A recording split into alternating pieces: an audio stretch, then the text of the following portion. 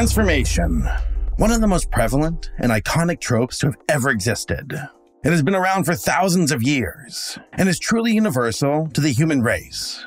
It touches virtually every culture, every demographic, every genre, and every artistic medium. But nowhere else does it shine brighter than in the world of animation. Animals, monsters, inanimate objects, magic, ascension, older, younger, gender, positive, negative, karmic, religious, physically, psychologically. The list goes on and on and on. And it shows no sign of stopping. Transformation is a trope in animation that is as common a trope as you can get. But why is that the case? Why is it so popular in animation? And how deep does it truly go? How is it done right? And how is it done wrong? And where did the idea of transformation even come from? Well, I intend to answer all these questions in this video. So, let us all take a deep dive into the transformation trope. Why am I here? Huh? Why am I here? Why am I in this video? Oh, hey fan favorite Saberspark. From the hit videos The Smurfette Principle and Gender Swap episodes? How the heck are ya? Answer the question, dude. Well, we're talking about the transformation trope. So I figured you could help me since, you're the gender-swapped, transformed version of me. Desperate for views, aren't we? Oh, it's, worse than that. Promise you won't hate me? What did you do?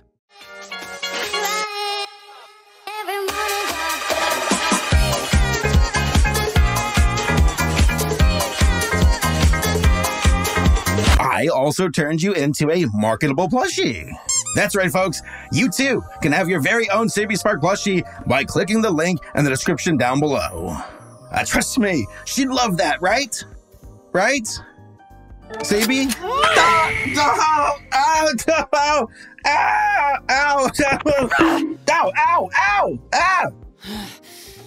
I hate him so much. But real talk, that plushie is kind of cute. You better buy me one or I'm taking the cat ears off! So what are the origins of the transformation trope? As I mentioned at the start of the video, the concept of transformation in storytelling has been around for thousands of years and features some of the most iconic stories and characters in fiction. Metamorphosis by Franz Kafka in 1915, where salesman Gregor Samsa wakes up one morning to find himself transformed into a bug and how he struggles to readjust into his new status quo of life. Then there's The Strange Case of Dr. Jekyll and Mr. Hyde by Robert Louis Stevenson in 1886, a story about the duality of human nature and the good and evil that resides within all of us. Quite possibly one of the most iconic stories that ever utilized the transformation trope in literary history. But one of the earliest examples of the transformation trope is Metamorphoses by the Roman poet Ovid in 8 AD. Yeah, this trope is really that old. This 15-book epic cataloged numerous myths, many of which featured transformations. Ovid specifically highlighted the significance of transformations in the opening lines of the poem, setting the tone for this genre.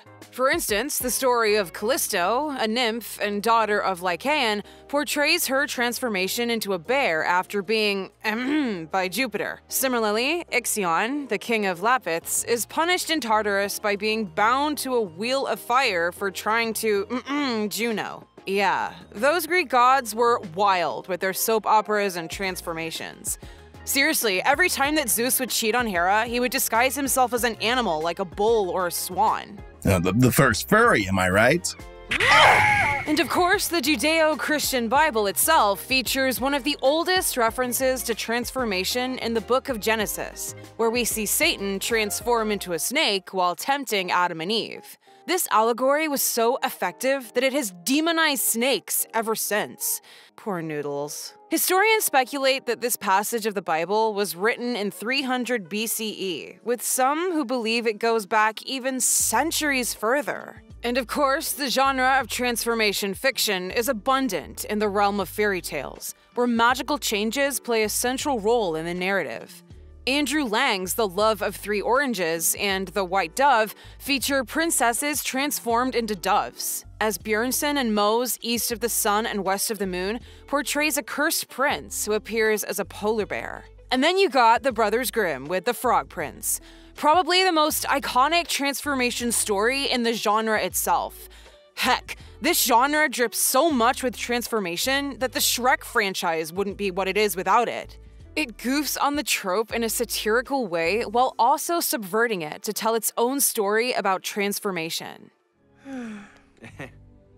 Hey, you still look like a noble steed to me. But what was the narrative purpose for having these transformations? Well, transformation fiction explores both positive and negative themes. Involuntary transformations depict characters losing control and their free will, often facing karmic punishment for their actions.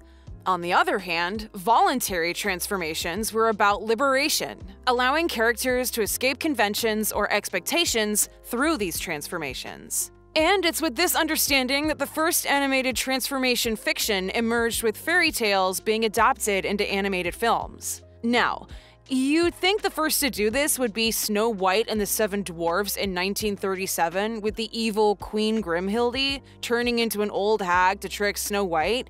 But you can even go back 2 weeks earlier to The Seven Ravens, a stop-motion German film about a dad who cursed his 7 sons to turn into crows for not fetching water for their sister. Or even to the oldest surviving animated film, with The Adventures of Prince Ahmed in 1926, where the sorcerer from Prince Ahmed used it to evade and deceive those that pursued him. Now, a unique and big step forward for transformation in animated form was the arrival of magical girls. When one thinks of anime magical girls, the first thing that may come to mind is Sailor Moon's iconic transformation sequence, in which she powers up from an ordinary high school student into a powerful crime-fighting heroine sporting an adorable outfit. Transformation sequences did not always look like they do in Sailor Moon, but they have been prevalent since the birth of the magical girl genre.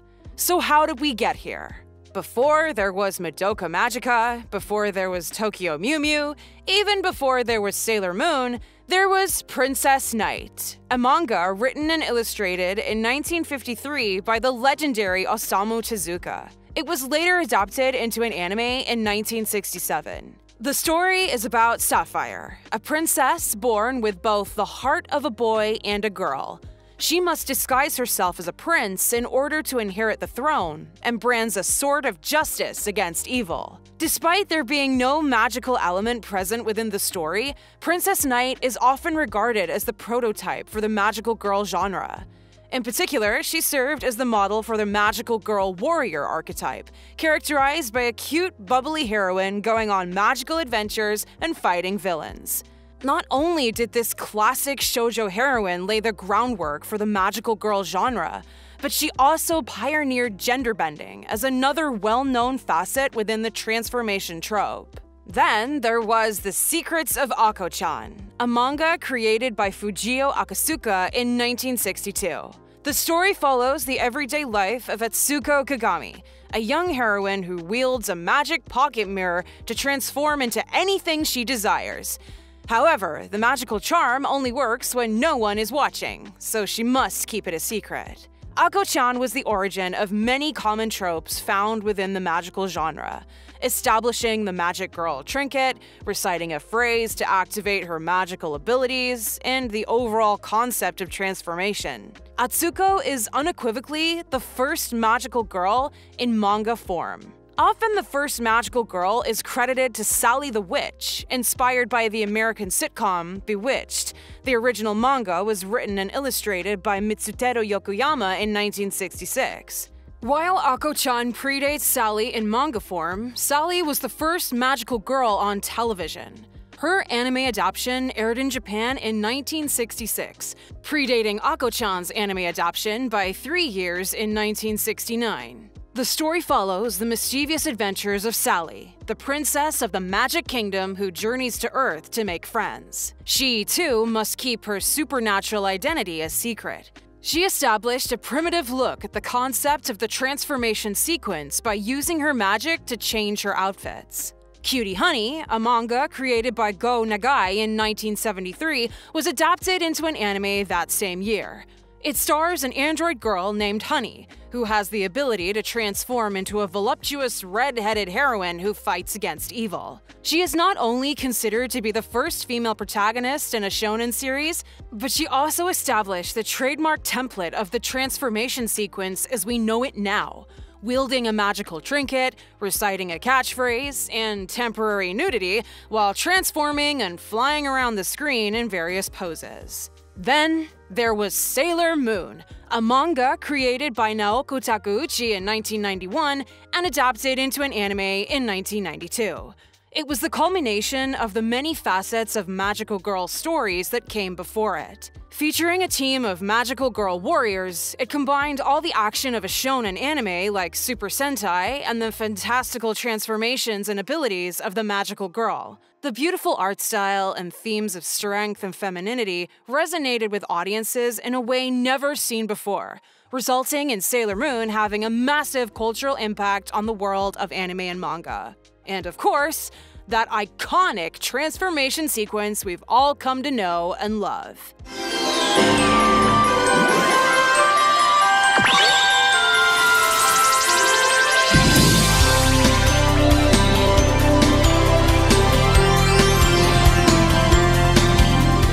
Along with anime like Cardcaptor Sakura, Sailor Moon is often regarded as what popularized the magical girl genre in the West. The tendrils of its influence can be felt in many modern Western cartoons, such as Star vs. the Forces of Evil, Steven Universe, The Owl House, and many more. It's taken on a life of its own at this point, but what makes transformation sequences so popular? Easy, reusable stock footage. Sure, the viewers love seeing these sequences, but the show's budget loves it even more. And you know what my favorite type of transformation is, Saberspark? Transforming this part of the video into a short sponsor segment. Really? You're doing this now? Shut up. These art commissions ain't free. What? So a quick shout out to Raycon. I've been rocking my Raycons for years now. I actually own a few pairs, but I'm still paying less than I would with some of those other more big-name tech brands out there. Thanks to Raycon, I'm paying half the price for the same, if not better quality earbuds. I use my everyday earbuds every day. During my walks, at the gym, while I work at my desk, and while I take off Saberspark. They have 8 hours of playtime, so they last my entire work day and then some. Also, they come with custom gel tips, so I can get that perfect, comfortable in-ear fit. So, I highly recommend Raycon. I've been using them for years, and they've been my longest running sponsor on the channel. Click the link in the description down below. Or go to buyraycon.com/Saberspark to get 15% off your Raycon purchase. Go hit them up today. I hate you. Well, there you go. A general idea of the history of transformation in fiction. But now, let's try to define it. It's funny because it seems very obvious, but the genre itself has an overwhelming amount of subcategories that often overlap too. In a nutshell, the transformation trope is a genre of art and literature that centers around the theme of radical change, whether it is physical or psychological. Arguably, narrative transformation is the most prevalent type of transformation, and for very good reason. It centers around the internal change of a character. You know, the hero's journey, character arcs, overcoming a trial or tribulation, stuff like that. And not to get too carried away, but the transformation trope in that sense is like the cornerstone of writing, period. Like every great story ever told technically uses this story structure. Take A Christmas Carol, for example. Scrooge doesn't physically change, but along his journey, he does so internally. He goes from being a grump to being the sweetest guy in Muppet history. In that light, narrative transformation was utilized exceptionally well. Let's go down the list of some of the more common subcategories of transformation and examples used in animation.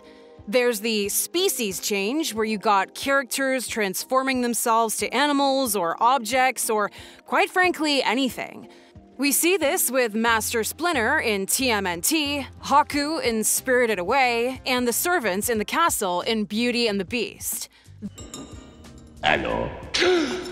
Then there's age change, where the character, whether older or younger, is transformed to a different age. The Fairly Odd Parents did this, and so did Rugrats in a hilarious way. Gee, Tommy, don't you think you should slow down a little? Slow down? But if I do that, how am I going to get a ticket? A ticket? A ticket to what? I don't know. But if you want one, you gotta go fast. There's also an episode of Steven Universe where he aged himself up but then almost died, which, yeah, that was dark.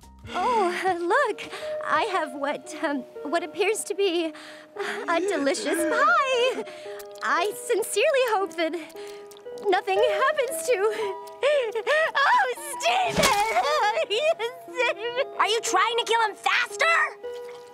After that, you got the mental change, which involves a significant personality change, which is usually temporary and explained by being changed by an outside force or those changed characters being replaced by an imposter. Sock Opera from Gravity Falls is a good example of this. This can't be happening! What did you do to my body? Sorry, kid, but you're my puppet now! Then there's the mind swap. Pretty obvious, it's where you just swap two personas between two characters and hijinks ensues. Geez, who hasn't done this? Kim Possible did this, Phineas and Ferb. Heck, this was a main plot point in Shrek the Third with Donkey and Puss. Donkey? What? Is there something in my teeth? What the? Oh no! I've been abracadabraed into a fancy feasting second-rate sidekick!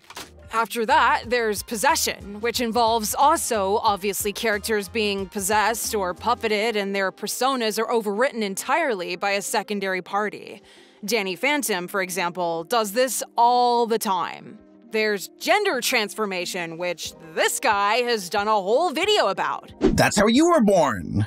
That's how I was born.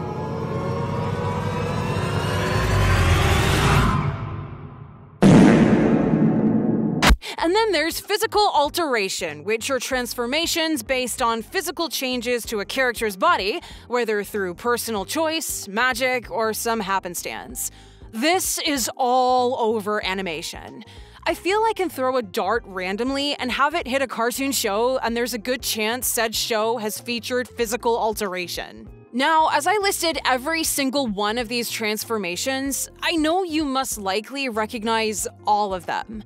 You have probably seen countless cartoons that utilize all of these tropes in one way or another, but why do these cartoons utilize transformation? What is the reasoning? Why do writers do a mind swap plot in almost every cartoon? Is there something these transformations allow us to convey that we can't normally through basic character arcs with internal transformations? Well, Team Saberspark, which I guess includes me. And me. Well, we came up with something. These are the 4 types of transformation stories, a true breakdown to why we tell these stories. The first is the karmic transformation. This is fairly straightforward. The karmic transformation, whether it be being bewitched by a witch, or being a jerk, or cursed to be a dragon for being an ungrateful, self-absorbed, greedy jerk, occurs when a character who has committed a wrong act faces consequences but is given a chance of redemption, or is forced to succumb to the transformation if they fail to redeem themselves. Disney's Beauty and the Beast is a quintessential example for this category. The prologue of the movie tells us that Prince Adam is a jerk and refuses to help an old beggar. Said beggar curses Prince Adam and his castle, magically transforming him into a monster. Now, Adam must reflect on his short temper and miserable attitude in order to better himself via the help of Belle. That only true love could break the curse. Also, the movie is a great commentary on internal and external beauty. Isn't that right, Gaston? Oh, I'm roughly the size of a bunch. Next, we got perspective transformations. This is where you get the gender bender, mind swap, and more, involving throwing off a character's complacent or biased worldview by experiencing events that change their perception. Take Pixar's Brave, for example, where Merida's mother turns into a bear. By doing so, she can foster a new perspective to understand her daughter by just listening to her. There's also Ferngully, where Zach is shrunken down to meet Krista and witness the plight of her people and realizes killing trees bad. Who would have guessed? Hell, even Fairly Odd Parents effectively uses this type of transformation in the episode The Boy Who Would Be Queen, where Timmy got to learn the more multifacets of girls. Now, a third transformation is a big one we call elevation transformation. Might sound simple enough, but these transformations involve the growth of characters, both emotionally and in abilities, allowing them to overcome challenges and elevate themselves to new heights. So these are your superhero stories, your shonen battle anime, but it doesn't even just fit those. Elevation refers to any type of character who is gifted with a transforming quality and follows their story of what they do with it, whether they use their new gift for good or evil. Like when I was a kid and saw Goku turn into a Super Saiyan for the first time, it was mind-blowing. I literally became a man that day. Seeing the legendary Super Saiyan make Frieza quake in his skin. Cheesy, but very good stuff.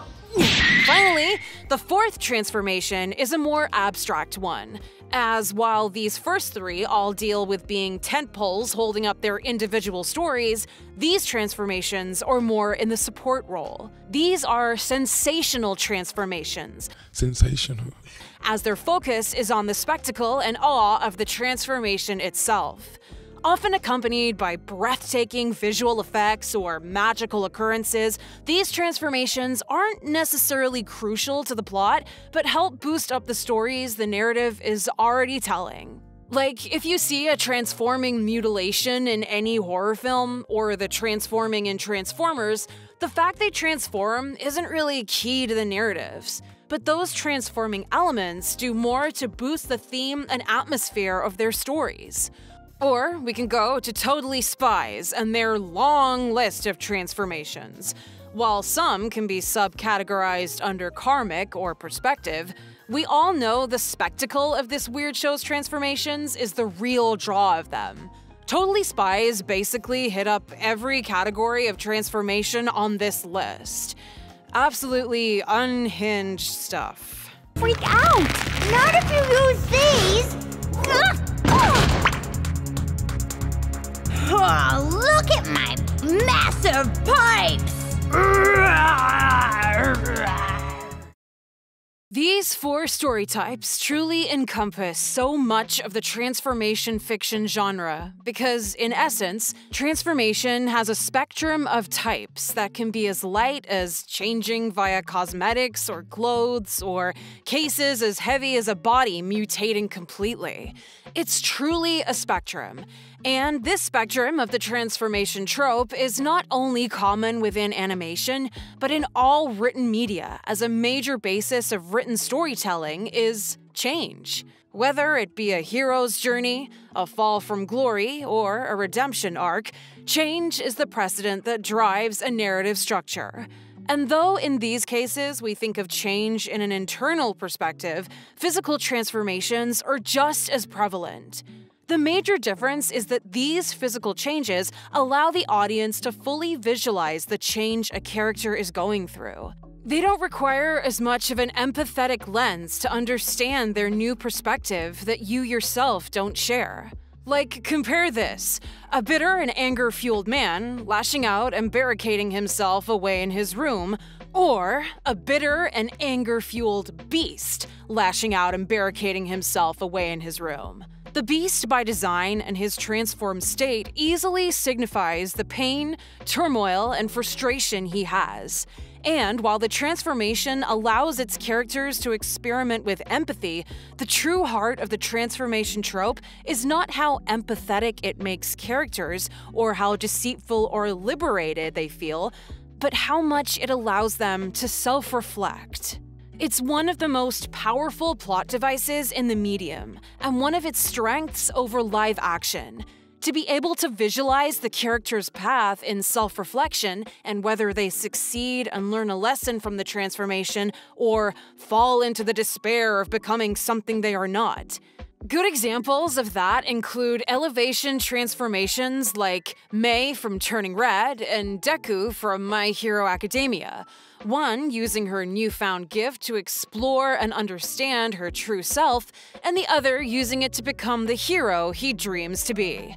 And it doesn't stop there. You can see it with Shrek with Fiona's perspective transformation.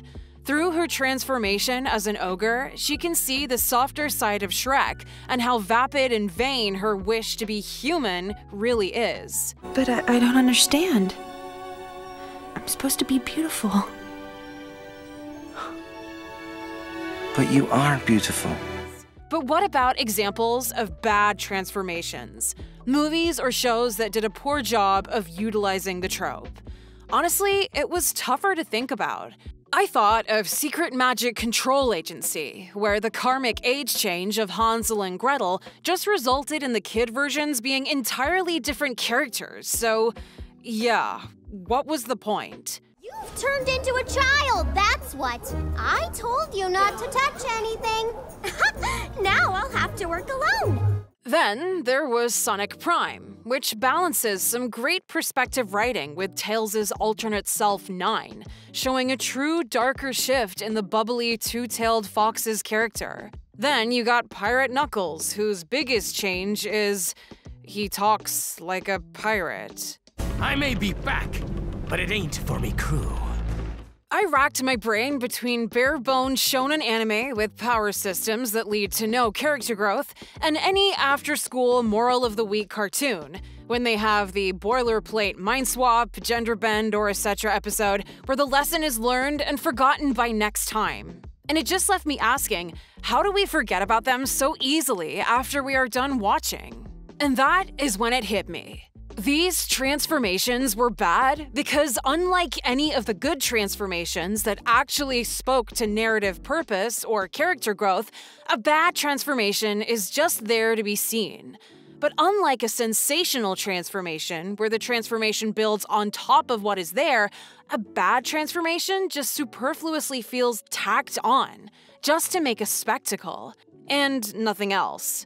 So, you know, most of the Dragon Ball franchise. But I have one that's nice, fresh, and ripe for abuse. Transformation. And spoiler warning, it's not getting old anytime soon. But where some transformations are just surface-level eye candy to tickle our brains, there are also new point of views being shared specifically from people who are now just getting a chance to tell their stories. And a big part of that is transformation being used as a queer allegory. A surface-level reading of Disney's The Little Mermaid is that a woman changes herself / gives up a part of herself to be with a man. But that's a very narrow lens to view the story through. It actually goes much deeper than that.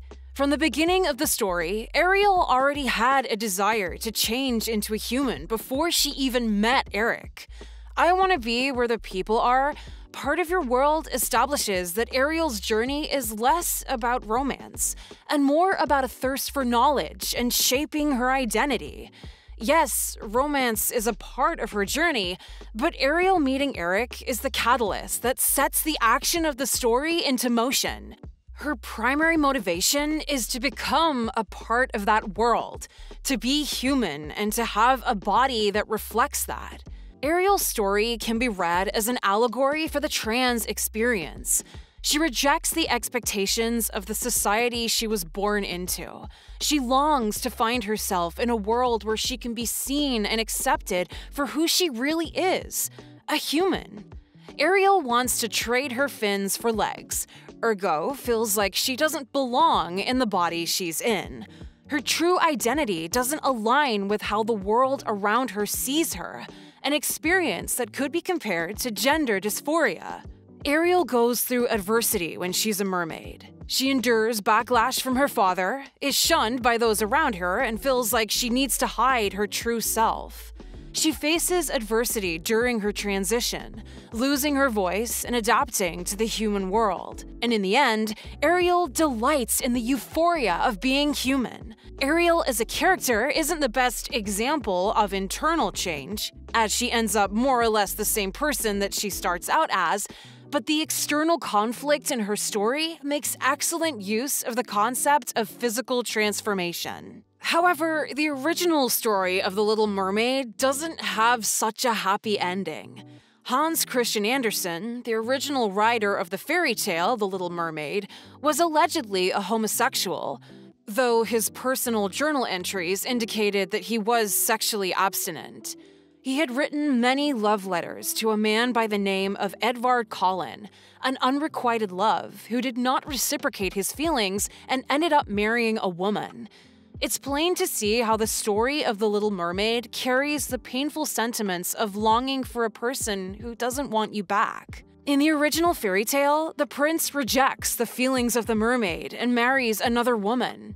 Heartbroken, the mermaid turns into sea foam. This historical context of the story, along with the soulful contributions of the acclaimed composer and LGBTQ icon, Howard Ashman, point to the intrinsically queer themes of The Little Mermaid. Seriously, for a more in-depth angle on Ashman and his contributions to Disney films, I sincerely recommend this video by Dream Sounds. A more recent example of physical transformation as a queer allegory is Nimona. Nimona, in particular, embodies the gender-fluid and trans experience. Nimona has the power to shapeshift, something that brings her joy, and she uses it openly. However, society demonizes her for it. She is seen as a monster and is attacked for it. This can be read as an allegory for othering and the systematic violence against the LGBTQ community. There are many instances throughout the movie that point to Nimona characterizing the gender-fluid/trans experience. Nimona expresses her desire to transform because it makes her feel alive. She explains that to hold it in feels like death. She is prompted several times to define what she is, as if to justify her right to exist. She is told numerous times to just be a girl, when that's not who she is. Sure, she could stay as a human girl to make things easier for everyone around her, but she isn't willing to sacrifice her own happiness. You know, like that second right before you sneeze? That's close to it. Then I shapeshift, and I'm free. Just like Ariel, Nimona rejects the expectations her society has placed on her and longs to be accepted exactly as who she says she is. Whether it's transforming into a human or shapeshifting into any creature imaginable, both The Little Mermaid and Nimona utilize physical transformation as a tool of versatile storytelling. One last example of transformation as a parallel narrative to the trans experience is Steven Universe, a show that has always been framed around identity. Steven is of two worlds, that of a human and that of a gem, constantly questioning not only what he is, but who he is. The episode Change Your Mind is the quintessential allegory to coming out to your family as transgender. The Diamonds have no concept of aging or having children, so it is their belief that Steven literally is Pink Diamond, and that Steven is merely a game of play pretend or a disguise she is hiding behind. They constantly refer to him as her and call him Pink, obviously an experience that could be compared to misgendering and dead-naming. White Diamond physically removes Steven's gem, believing that Pink is hiding her true self within and aims to force her to come out. Steven's gem physically reforms, not as Pink Diamond, not as Rose Quartz, but as Pink Steven. When White demands to know where Pink is, in one of the most powerful moments in the entire show, he shouts, "She's gone!" This moment alone represents one of the most fundamental portrayals of trans identity and trauma, trying to get others, especially family, to understand and accept you exactly as you are. He reunites with his human half, and they fuse into one complete person. Are you back together? Are you? Yeah, I'm me. I've always been me. Steven Universe is a show framed around characters and their relationships to each other and identity. This show is unique in its approach to relationships, both to others and with oneself, through its concept of transformation. When two or more people transform their physical beings into a single entity, it is known as fusion. This illustrates, both figuratively and literally, a relationship or an experience. Garnet, a fusion between two gems, can be seen as a metaphor for the self-love and gender euphoria of the trans journey. I feel lost and scared and happy. Why am I so sure that I'd rather be this than everything I was supposed to be? And that I'd rather do this than everything I was supposed to do? No more questions. Don't ever question this. You already are the answer. The vast amount of artists behind all these projects input their own lived experiences to fight for representation. It's important to recognize that the transformation trope is not only full of endless possibilities on an artistic/story basis, but the way in which it began as a way to create queer stories while passing under the radar. Like with the Hays Code, a set of self-censoring guidelines that prohibited perverse topics such as homosexuality. With movies like Nimona arriving on the scene, it's exciting to see what new stories can still be told via a writing trope that has been around for thousands of years. Promise, I will not freak. This is the part where you run. In conclusion, transformation in animation is the powerhouse trope that it is because it's a very versatile tool in storytelling, and animation kicks it up to the 9th degree. Not only do we get to follow a character on their respective journey about transformation, but we get to witness it too. And that level of visual aid is just ripe with potential, be it something truly profound or just surface-level fan service. Geez, I wonder who could do something like that. Huh? From ancient myths and fairy tales to modern animated movies and shows, the theme of radical change continues to captivate audiences across the world. The transformation trope is truly a wonderful way to offer insight into the human experience, both on a micro and macro level. I mean, we humans change all the time, so it makes sense why we love the trope of transformation so much. Isn't that right, Saber? Judging by the ears on my head, you obviously love this. You want to know what I love even more? Oh, do I want to know? Son of a... Make sure to get your Saberspark plushie today, folks. Limited time offer, link in the description down below. I'm literally going to kill you! Why do I keep coming back to these videos?